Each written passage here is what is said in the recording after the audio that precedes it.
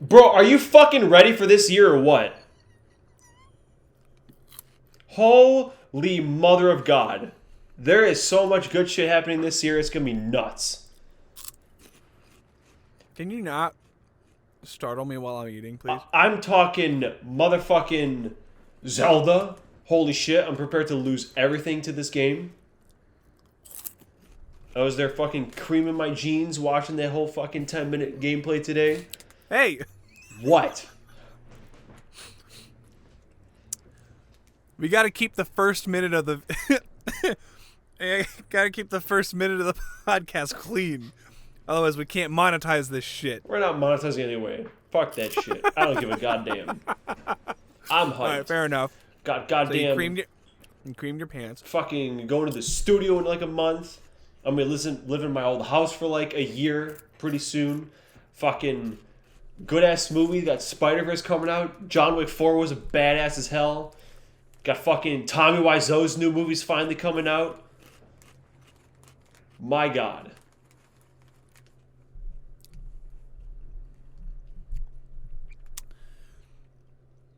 I was gonna try to follow up with something funny and cute, but nah, man. There's gonna be a lot of good stuff. We got a new Ninja Turtles movie coming out. We got a bunch of musicians going on tour, potentially releasing new music. New Metallica album in April. We Dude, got. I don't even want to hear another Metallica song until that fucking album comes out, dude. Well, because they keep releasing songs, right?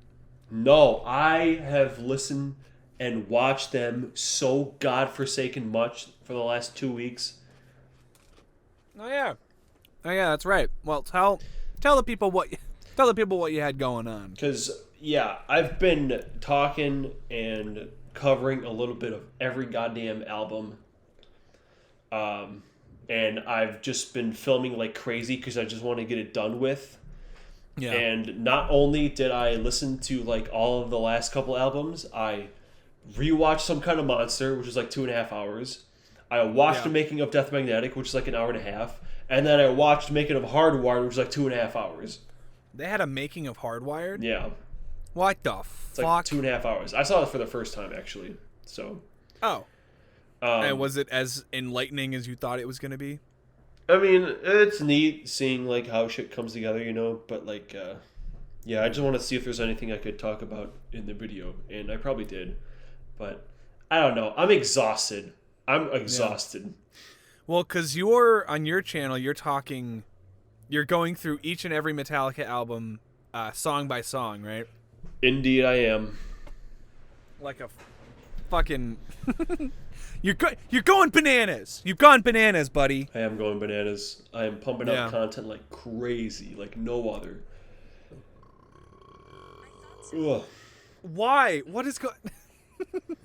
I was hoping we wouldn't start off on too chaotic of a note, but between this massive group text that we're both in, Siri interrupting our conversation, and both of us screaming, I think this is possibly the most chaotic entrance of a Cars Pod episode yet. Maybe second only to the one where I had schmutz on my shirt and I kept yelling about it.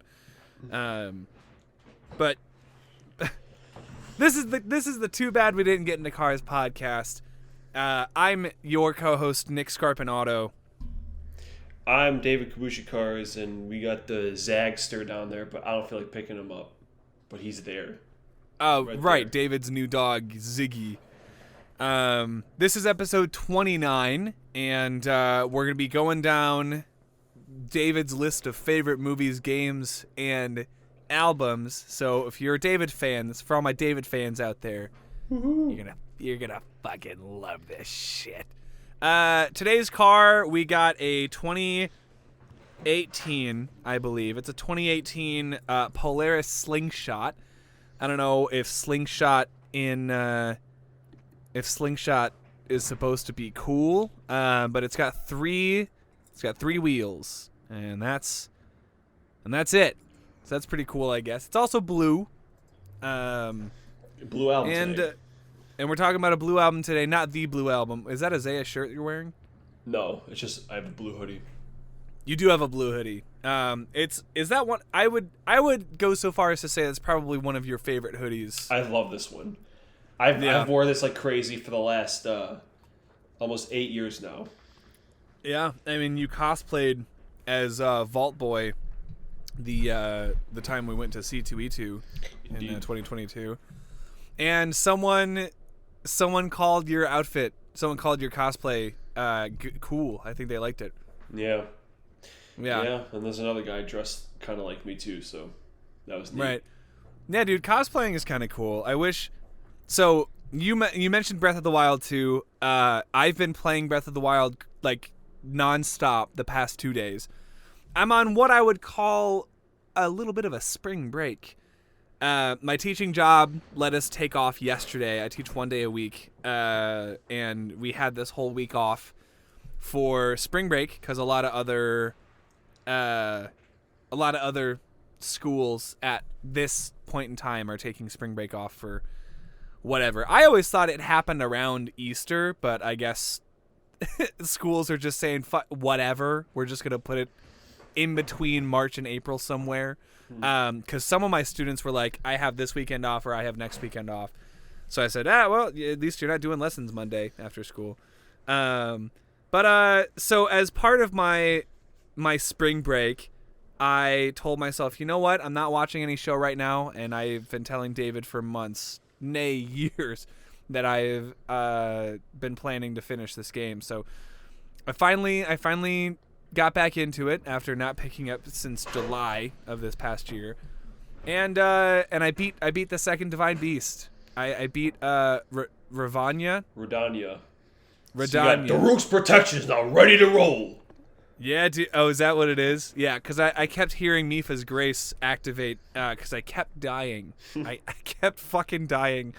And also the Radanya, the boss, the Fire Blight of Ganon, I didn't realize that when he was sucking stuff in, you can just throw a bomb at it. Yeah, do you know how long it took me to realize that? I think it's too like long. Too. I died maybe 3 times, and it was one of those boss fights where you end up memorizing the dialogue of other characters. So I kept memorizing Daruk's watch out for that sword. And so I had my little sister over yesterday, and I kept repeating it for her. She was too busy in Animal Crossing to really give a shit about what I was doing. So I would hear next to me, 'cause she was playing her Switch next to me, I would hear all of the like the villager talk. And she was on the beach, and she was talking about like this these fish that she caught. And I'm over here fighting for my goddamn life, running around like crazy, trying not to get exploded by this monster throwing a literal sun at me. It was a very interesting parallel. So I had a good time, but I, for the better part of yesterday, avoided finishing the Daruk mission and fighting Radanya. I explored a lot. And now I'm heading into the Gerudo Valley. You're going to Gerudo's first? Well, yeah. Well, because I found the cliffs, and I'm in the canyon. I'm in the Gerudo Canyon, and there's some guy. I caught a horse, and I named it. Well, here. So here's the story. The timeline of events. So I tried to capture. I captured 3 horses. The first one was not 2-star, but like, you know, the little the markings that tell you how many like boosts you have. Yeah. I caught a two boost horse. I named it Oreo, and I took it back to the stable because Ford F-150 is for all intents and purposes dead. The first horse that I captured, and then I found another. You know, you can just go to any stable and just like get it back, right? Wait, really? Yeah. Just you take a horse and you can select F-150 and he'll just like pop up. Like you don't have to like manually go find him. Oh my god, that is such a relief because I I caught another horse, Ford F-250, and it was killed by it was killed by a what are they called? Guardian? Yeah. Yeah, shot with a goddamn laser. Because I was trying to get to a tower, and there were like 4 guardians at the base of the tower in Hyrule Fields. Dude, out of all the time I put into that game, I've never had a horse die on me. Yeah, well, lucky you. Isn't it nice to be someone who... Then again, I didn't use them a whole lot. PETA must love you, David. Yeah. For not killing a horse in Breath of the Wild. And it wasn't my choice, but I ended up finding another horse after Ford F-250 to take revenge on the Guardians, and I found out that you can just knock their legs off if you get close enough. Uh-huh. So I don't need the Guardian arrows. Although I have one still.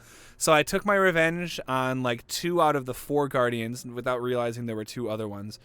I caught another horse and I named her Debbie. So I'm riding Debbie right now through the Gerudo Canyons, and I got to I reached an impasse where there's just a bunch of boulders in my way that I have to climb over. So I left Debbie, and then I went to a temple to try to see if she would follow me, and of course she didn't, but she was still on my map. And I tried whistling for her, and I thought she would just come out of nowhere, and nah, she didn't. So now that was where I turned the game off, because I was like, okay, well, I'm not just gonna leave my horse to fend for herself. So that's where I left off. But I've been playing a lot of Breath of the Wild, and so I'm sure sooner than later we're gonna be able to talk about it on the podcast. Well, maybe it'll be a while. No, whenever you finish it, we're talking about it. I don't give a fuck. It's gonna be out of order. Okay, cool.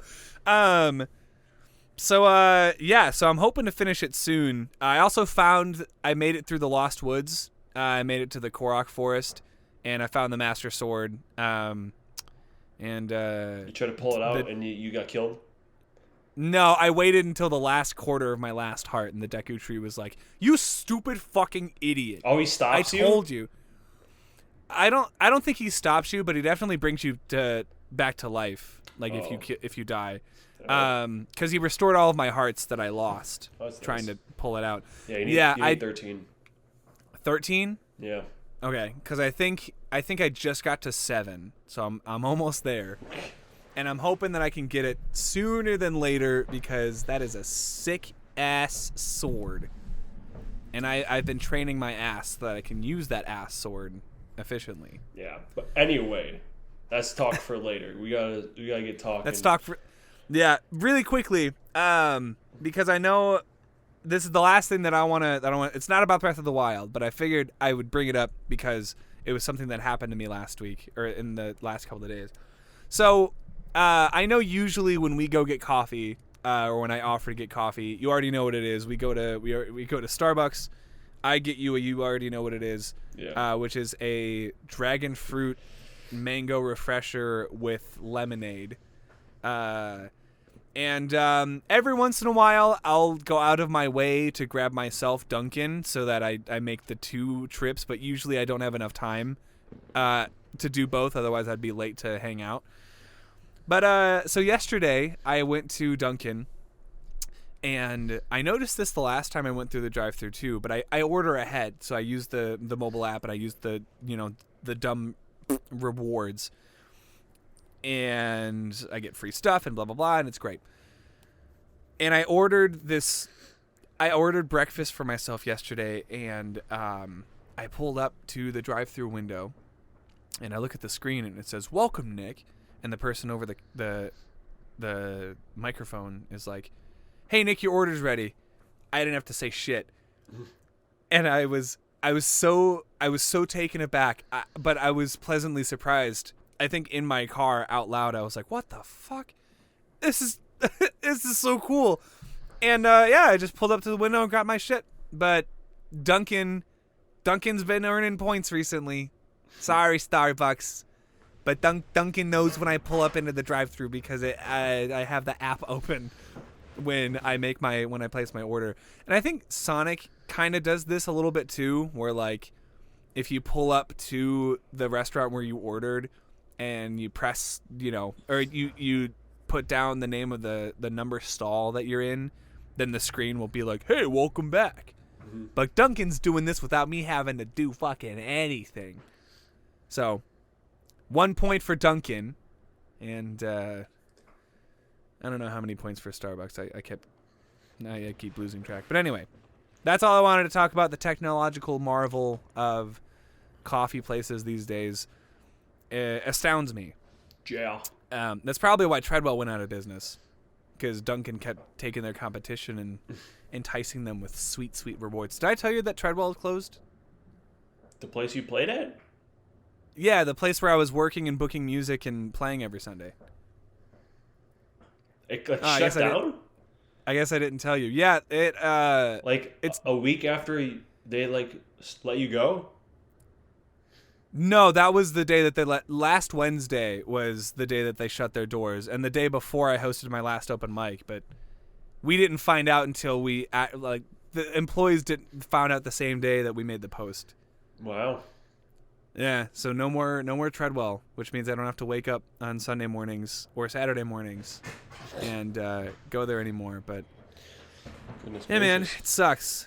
It sucks. Yeah, well, because there's a lot of good people that are put out now, because it happened so last minute. So, anyone watching this or listening to this, it's a local coffee shop. Who knows if we'll come back, but I know there's a lot of overhead fees and stuff that the owner was having trouble with. So expect me to never talk about coffee ever again unless Duncan somehow pulls another trick out of its ass, or Starbucks miraculously pulls out a miracle from their ass. I don't know why I'm so hung up on asses today. We gotta cut me off. I gotta stop talking. Remember when this is supposed to be a me episode?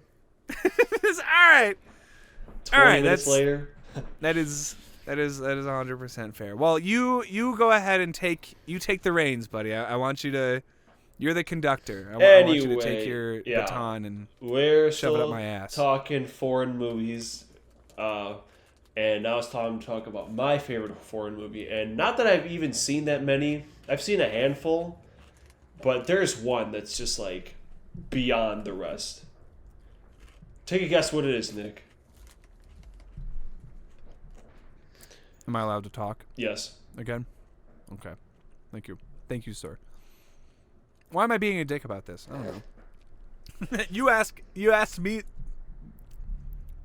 Feel free to cut that out. Yeah,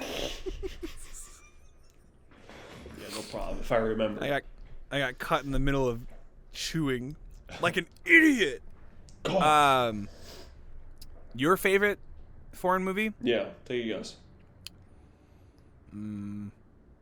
Pretty sure you mentioned it last time.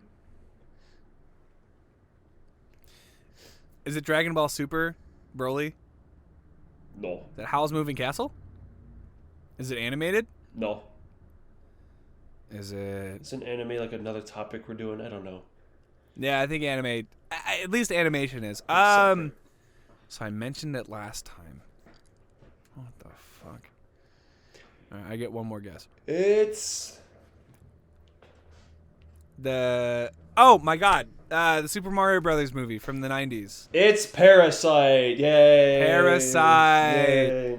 Which I just saw for the first time a couple of months ago, I think. But so I can actually talk about it during this episode. Usually we try to make it a point to consume the other person's media, whatever is on their list. With video games, it's a little harder. But with movies and albums... I'm glad that without having to do any extra work today, like last minute stuff, I can talk about Parasite. But anyway, it won a shitload of Oscars. Yeah. In 19, I think it came out, and pretty deservingly so. Movie beats a lot of ass. And I think. I saw it after it won already because I'm pretty sure they put it back in theaters or something. So I went to see it with Vince, and I was like, yeah, that was really fucking good. I mean, the third act is gets kind of goofy, but like there is so much suspense and like dark comedy in that movie. It's pretty good.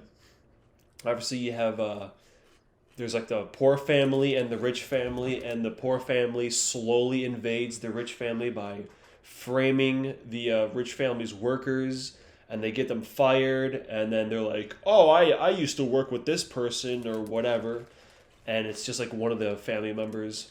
So they slowly creep into the house, and the old caretaker finds out about it, and they start threatening each other, and then things happen.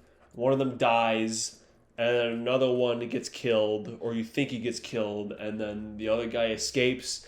He kills the daughter, and then the dad kills the other dad, and he runs away, and then he ends up in the basement at the end of the movie. So spoilers, by the way. Bro, if you haven't seen this movie, Parasite. Fuck you. I don't care. You deserve to get spoiled. You should have seen it by now. Sorry. But yeah, it's Dude, just, people are gonna listen to this episode and they're gonna be like, "Oh man, they're talking about Parasite. I've been meaning to see that for a while." And all they're gonna hear is "Fuck you if you haven't seen it, fucking idiots." What is this? The too bad we don't talk about spoilers podcast? Nuh-uh. Yeah. But yeah, dude. Like the scene that always stands out is when they're having a party and like the caretaker first shows up, and then they gotta like hide, and then the rich family comes back and they're hiding under the table, and they start banging and talking about how the guy smells, and I don't know, just the whole under the table thing and them sneaking out always really stood out. And there's a fucking really nice transition during the same scene when they go back home and everything's flooded, and like half the screen is like the water, and it fades into like the next scene. Oh, good as hell. Yeah, I've noticed that you're a fan of good scene transitions in movies. They are very nice, but there is something innately. I think Midsummer is always going to be the king of that. I'll be damned if I see a better transition than the fucking plane one. That was crazy. That goes hard. I think you would really like. Do you know Zach King? No.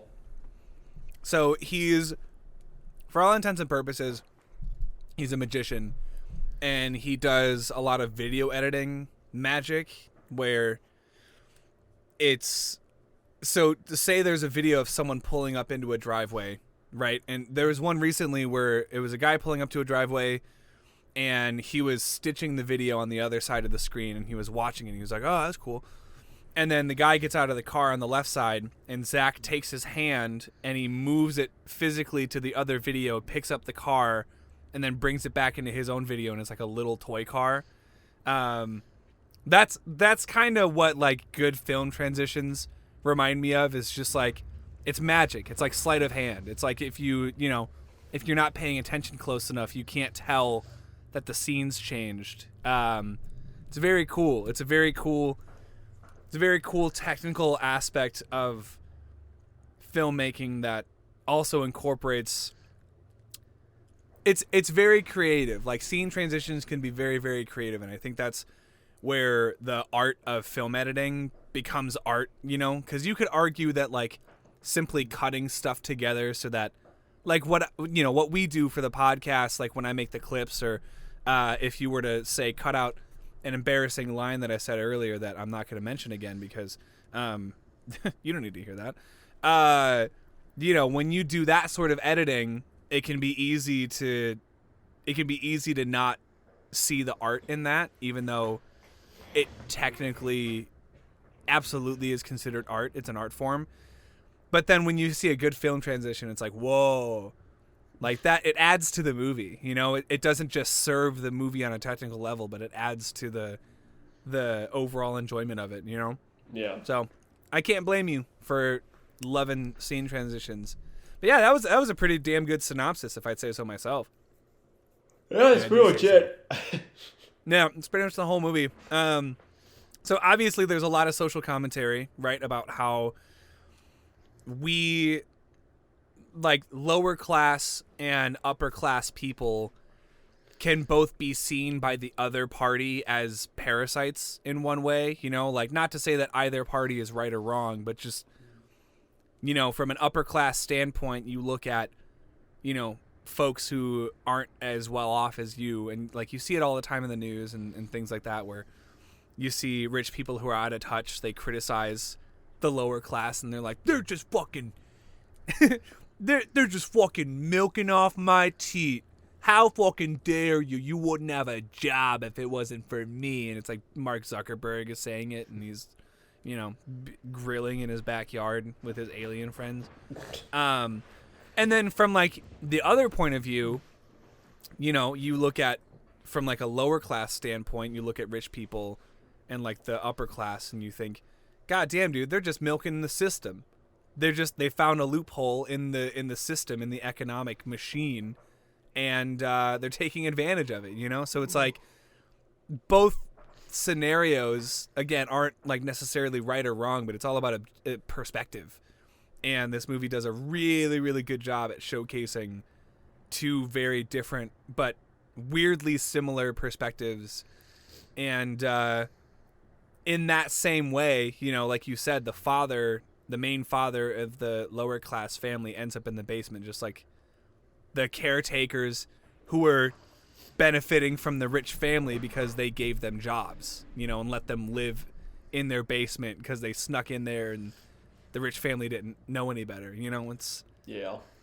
It feels very much like a movie that would have been written in like the 50s, like the 40s or 50s. Like filmmaking was like a lot more simple, and I feel like because, you know, you had to be a lot more crafty with special effects, it made more sense to film practically, and it didn't cost very much money to build like small sets or miniatures or whatever. So I think of a movie like Arsenic and Old Lace, which is it's a very chaotic movie that gets more and more chaotic as it continues. It's sort of like a snowball effect, and that's what Parasite reminds me of. It's very much like a it starts small and then it gets bigger and bigger and bigger and bigger, and like the consequences get so, like you said, it was like the third act is quite bananas and a little goofy. And it's definitely, going into the movie, I didn't know what to expect. Like, I knew that it won all these awards, but I didn't know why. No one had ever told me what the movie's about. I honestly thought it was going to be, like, a drama. I thought it was going to be, like, someone had a disease or whatever. But no, it's like it's a dark comedy. And, like, it's a dark comedy with a lot of poignant commentary. But it's also really entertaining to watch, you know?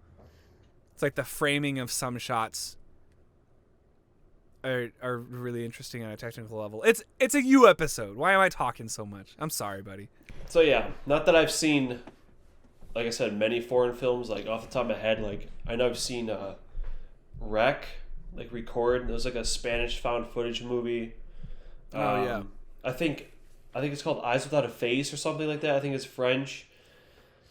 Yeah, I've seen a few, but like, yeah, Parasite is just really well done and like just so far beyond what I was expecting it to be. Yeah, I mean, because for something that feels like a practical, like obviously, you know, there are effects in the movie as far as some of the murder scenes go, but no, I mean it feels very like humble. Like it feels like a very humble production. You know, it's like all they really needed was like an apartment, a big old mansion. All they really needed. Yeah. And you know, a set for the basement, but it's like, I don't know. There's definitely more to it than that, but when you look at this movie, it's edited so well, and like everyone does such a good job at convincing you that this is a real thing that could have happened in like a real story. It feels very grounded in realism. While you're watching it, I think the best sort of minimalistic productions feel that way. It's kind of like whenever you talk about someone who works behind the scenes, there's a saying that's like, if you do your job correctly, no one's ever going to know that you're doing your job, or something like that. It's like if you can't tell that a lot went into the production of a movie, but it's still a great movie, that's because the production team was working their ass off to make it feel a certain way, and they achieved that in spades. I don't know if I'm using that phrase right, but The whatever. Ace of Spades. Yeah, really good movie. See it. Even though I seriously hope you already did. I also seriously hope you really did. Do you have any? So you said your favorite scene was the one under the table. Yeah. Yeah. Like the whole What did scene you think? Oh, continue. No, yeah, just the whole scene where they're like hiding from both. Well, first the old caretaker, and then the family comes home, and they still have to hide. And yeah, it's really well done. So with foreign films, it was kind of a.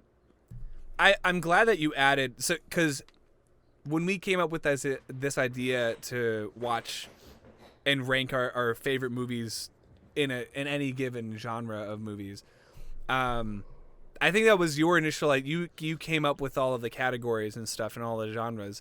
So with foreign film, I think it's so interesting because it's not a type of movie that I generally think to jump to, you know? Like, when I'm thinking about sitting down to watch a movie, my first thought isn't like, what language are we going to see the movie in, you know? Because, that's what makes it a foreign movie, is it's not in the language that you're used to. So did you feel like watching Parasite there were any did you notice any sort of differences between Parasite and like an American made movie or American made movies that you also really like?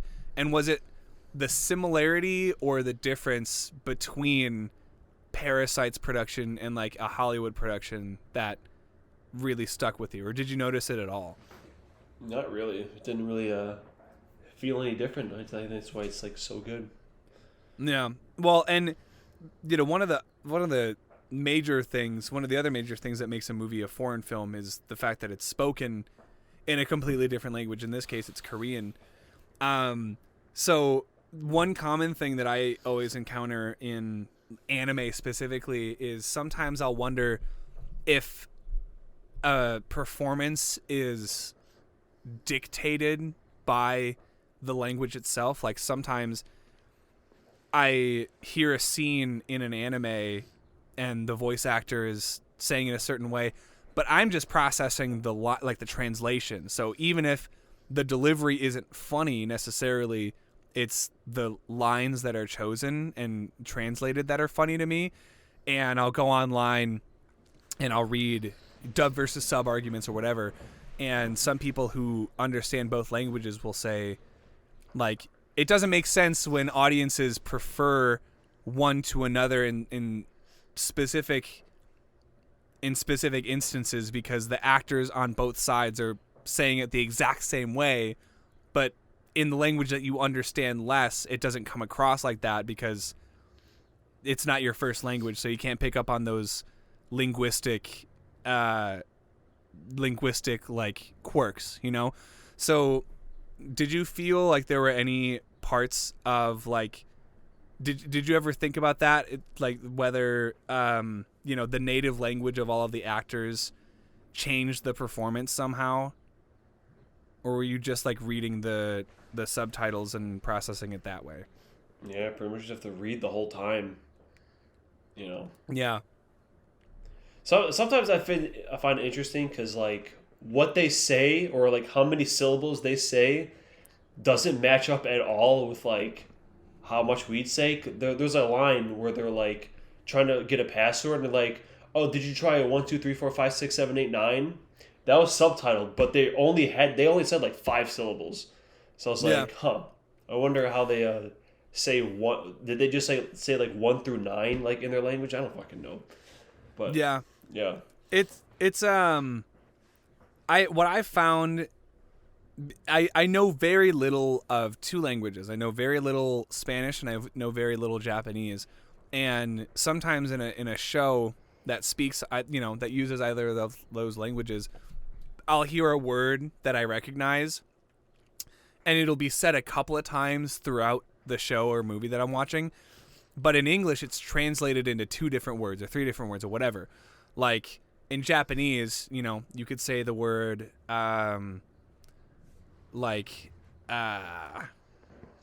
the only word coming into my mind is baka, and I don't want to, because it's a meme.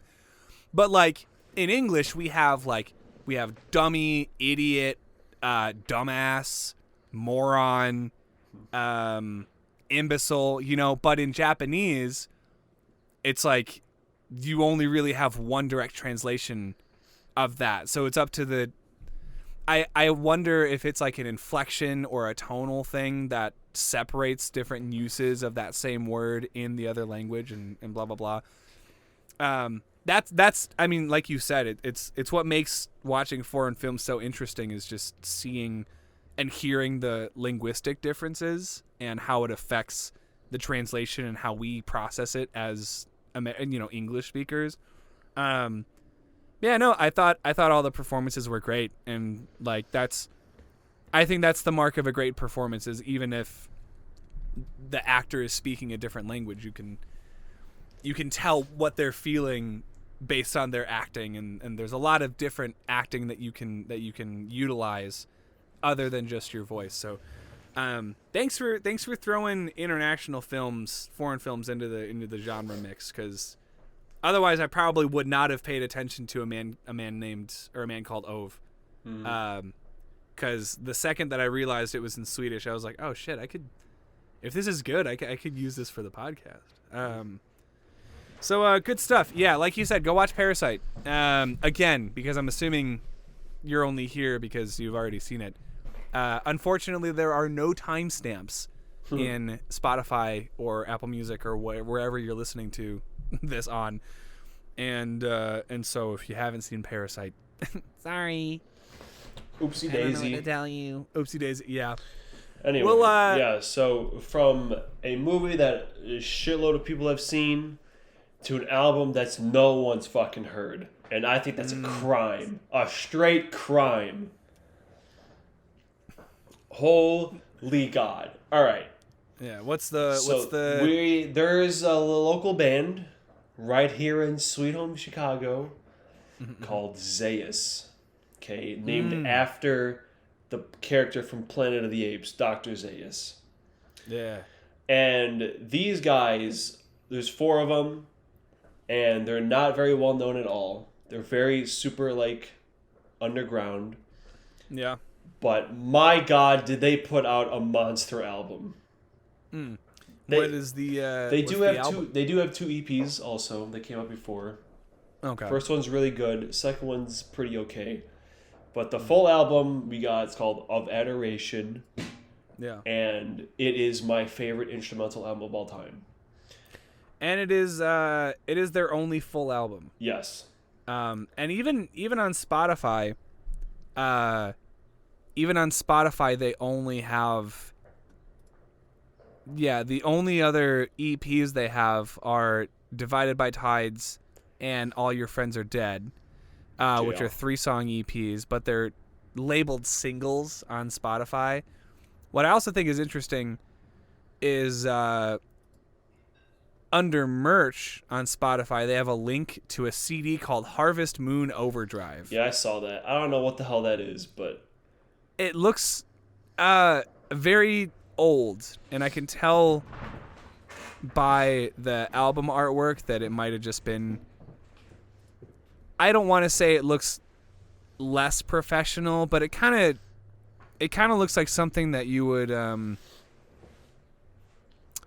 I don't know, you would see on like a high school, like in a in a movie with a rebellious teenager. You would see that poster on their wall, and it's just like, it's got a skeleton with a cloak and they got a lantern, and it's almost yeah, I don't know, not to trash on ZAIUS at all, or the person who created that art, or if they commissioned someone to draw that, but no, the Of Adoration cover art definitely looks a little bit more polished. yeah. So anyway, how did you find these guys? Alex. Shout out Alex. This man gives me fucking everything. Yeah. Well, he's the one that started the whole post-rock train, and basically I got a bunch of it dumped on me, and I've heard a lot of it. And yeah, these guys, they weren't like a first love. Actually, the first band I liked in this genre was called ZAIUS. They're also from here. ZAIUS? ZAIUS. Yeah. ZAIUS? They're a three-piece. Oh. And yeah, they had an album called Yet Further, which came out a year before this one did, which was like the first post album that I liked. But then this is the one that like fucking perfected it, I think. Almost perfected it. I've listened to a couple of songs on this. Unfortunately, I did not give myself the time to listen to the whole thing, aka I forgot to do it. Sorry, buddy.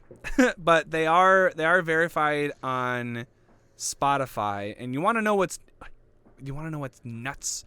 Their top song has 16,085 listens. And they have 102 monthly followers. Now, I don't know if they're still doing stuff. I don't know if they're still touring or planning on recording or whatever, because this was released in 2017. Yeah, I mean, I saw them a couple years ago, but yeah, it's been they've kind of absent lately, and it really fucking upsets me, because I desperately want a new album. Even the Siam guys, they're just like super silent. I don't know. Yeah. I mean, I almost wonder. I hate to.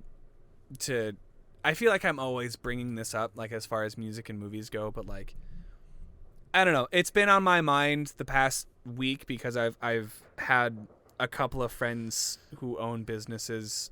They have been struggling with the after effects of COVID, even this long after it started. And they've attributed their issues to COVID, and I have to wonder like how many movie productions and how many albums and how many like artists were permanently affected by not being able to record or tour or like release music in that like year and a half long year long gap. And I'm sure a lot of bands had to meet with one another, and they had to be like, well, it's not like we're going to be able to get together anytime soon. This is where we're at. These are the stakes. Like, what do you say we just, do our best to... I refuse to believe it. I refuse. You refuse? I refuse to believe that they're done. I mean, maybe they're not done. Maybe they're just taking a little nap. Maybe they're just taking a little hiatus. Because, yeah, the first 5 songs of this album are fucking perfect. Like, 5 out of 5s. Holy sweet God. And, like, I don't know what it is about it. I guess it's just the way they write their riffs and transitions. Like Magnolia, for instance, like one I just made you listen to. It's a great song. The ending of that song, when it goes like to the odd time signatures, like the do do do do do do do. Like, dude, they do that for a bit, and then they bring in like the leads on top of it, like in the second half of it, and the drummer's an absolute monster. And the production, dude, the way this album fucking sounds, man. I think these are the guys. Whoever did it, I think we need to fucking hire them to mix or master our EP. Because fuck, dude, sounds amazing. But yeah, like the last 3 songs are kind of okay. Like there is the 6th track, Sereneness or something like that. I'd give that like maybe a 3.5 out of 5. Yeah. But the other 2 songs are like 2.5 out of 5s. Like, they're okay.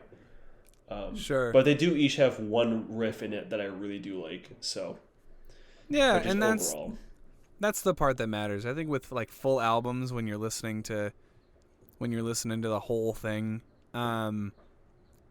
it very rarely will you find like a 10 out of 10 album, let alone a whole list of like 10 out of 10 albums.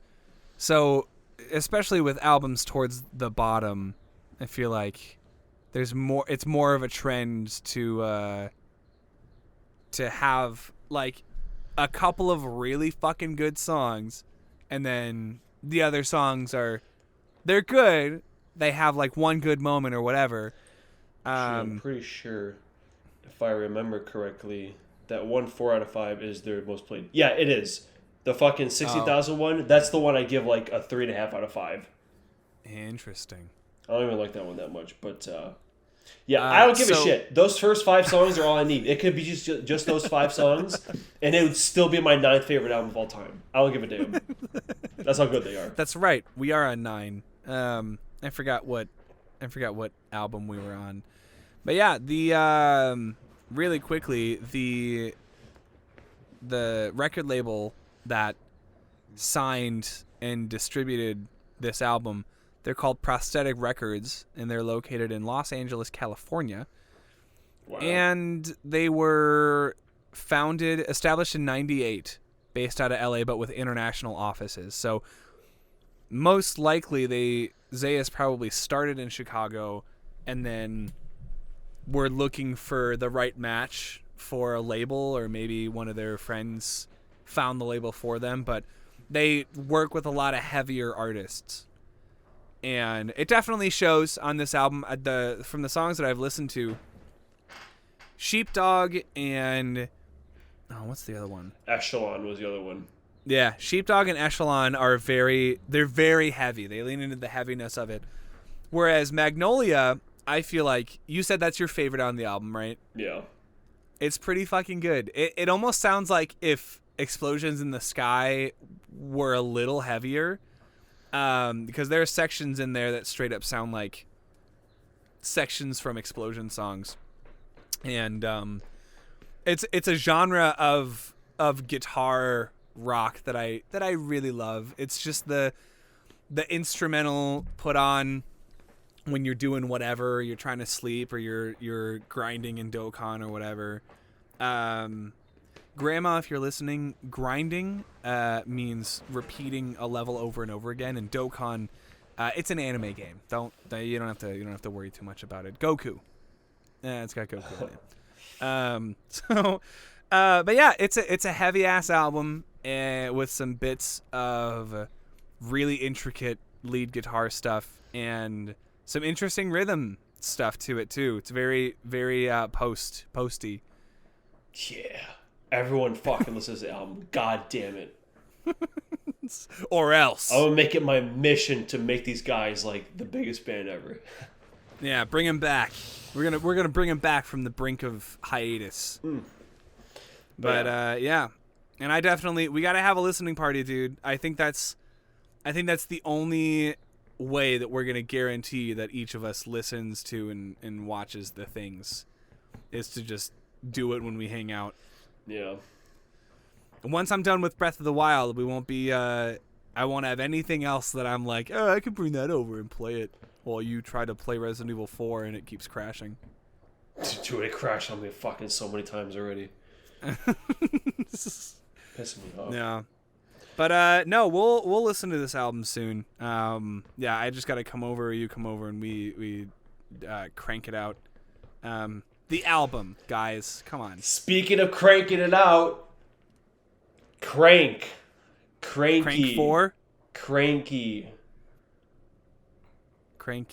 leads us into my number 14 favorite game of all time.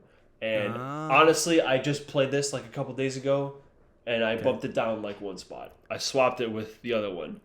Did you? I did. Okay. Because as much as I really like it, I wouldn't want to play it like super often. Sure. And that game is Donkey Kong Country for the Super Nintendo. Yeah,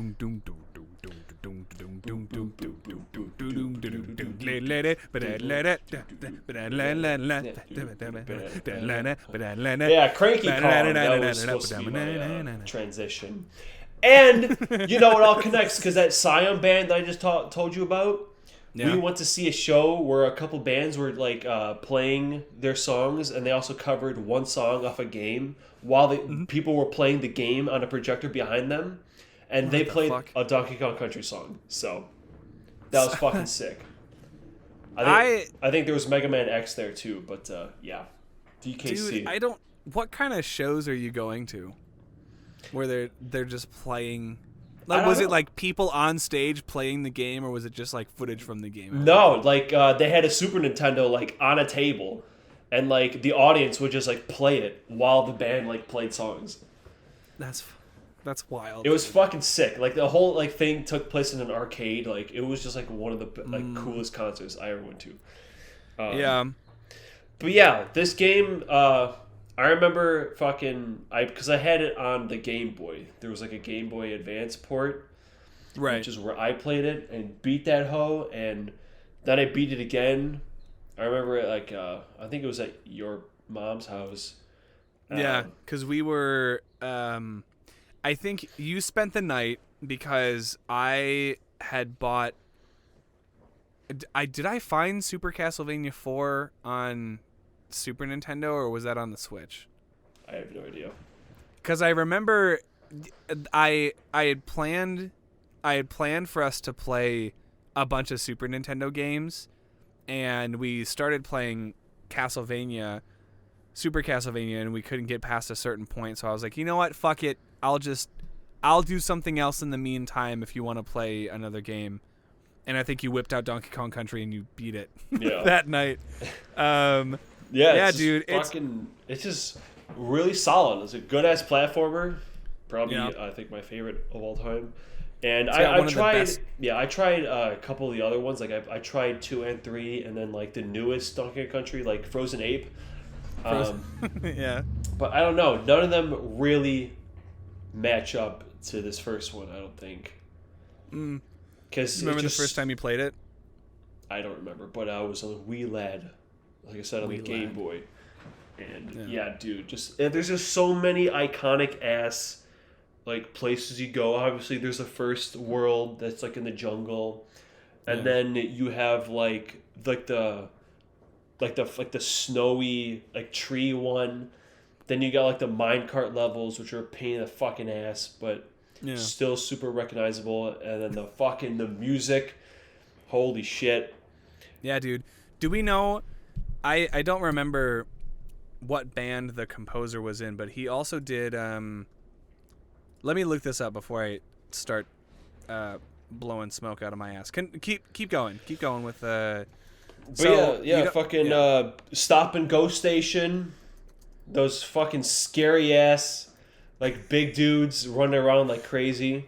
They always freak me the hell out. What's the name of the channel? The everything. Is it Everything About, or is it the one that makes the Flash animations? And we watched the Donkey Kong Country one. Terminal Montage. Yeah, Terminal Montage. Shout out Terminal Montage. He makes some of the funniest shit on YouTube. So working on a fucking Pokemon Legends one, which should be fun. I saw that.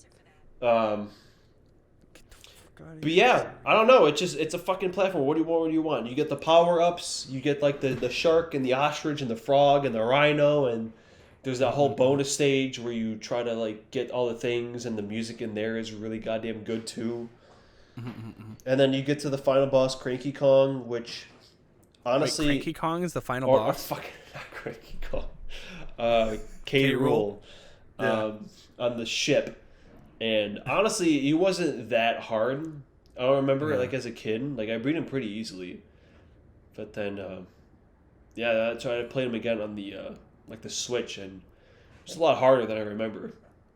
Yeah, dude, that the song that I forget what it's called, but they remixed it for Smash Ultimate when they brought K. Rool into the game, and it sounds really fucking good. Oh man, dude, I'm getting so distracted. K. Rool, King K. Oh, Galleons, Galley. Oh, Gally, Gaxon Free. Man, the game's good as hell. What can I say? Would you say that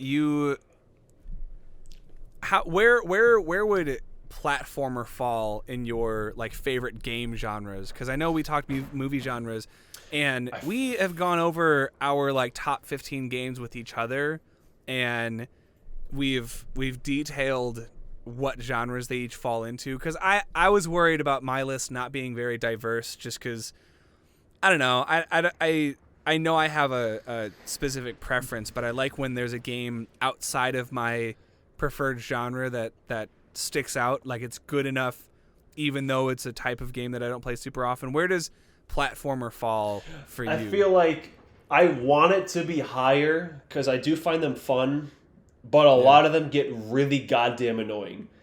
Like That's fucking fair. Jack and Daxter, like I really liked that game when it began, but as it went on, I started to fucking hate it. It just got really stupid. Spyro, like that kind of shit. Obviously Mario, but like only the ones that I remember playing more. Everything else in the genre I find annoying. So, I the idea of them is very high in my head, but in practicality, I don't find them super amazing.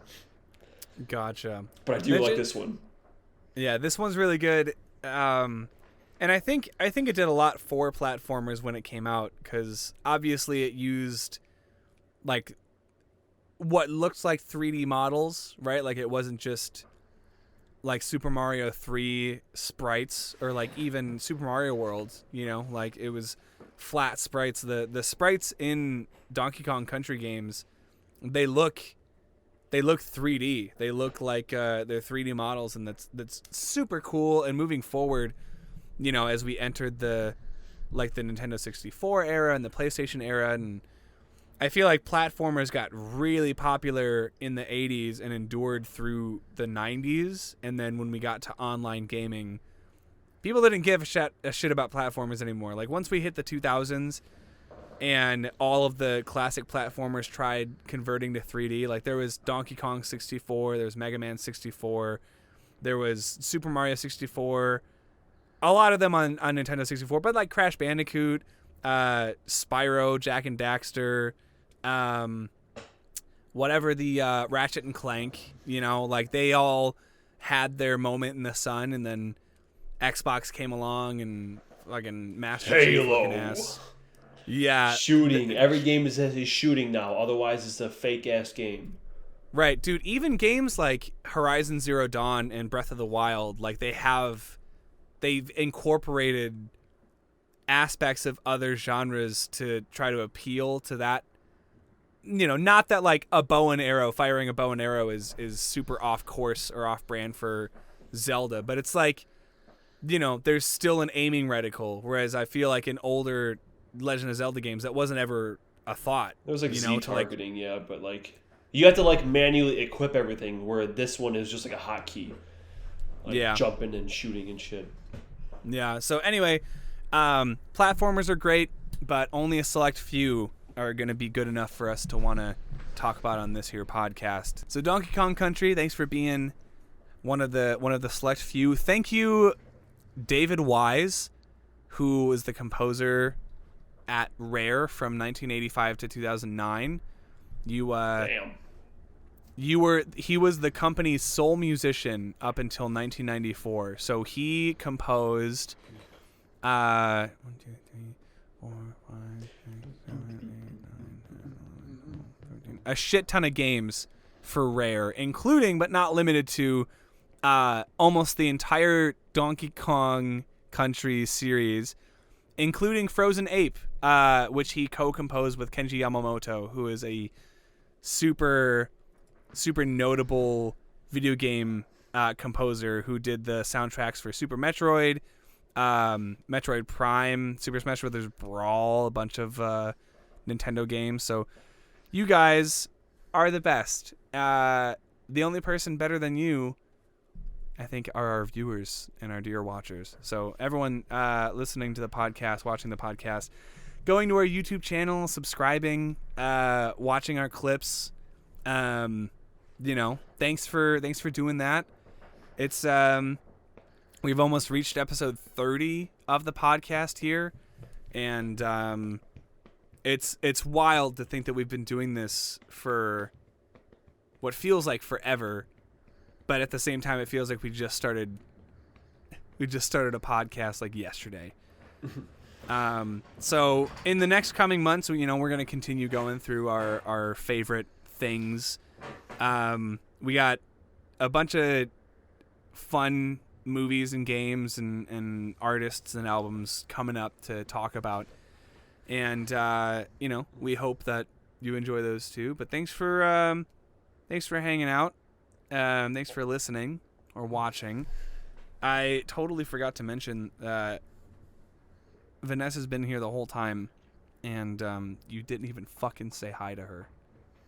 Not you, David. You're okay. She gets it. You're a busy guy, but everyone else, how dare you? This is my one and only child, and I want her to have friends. So if you could please find it in your heart to give her that. And what's the line from the whale at the end? Is that at the end? I didn't see the whale. But anyway, love you, Brendan Fraser. Love you, Vanessa. Love you, CarPod listeners. We'll come up with a nickname for you eventually. But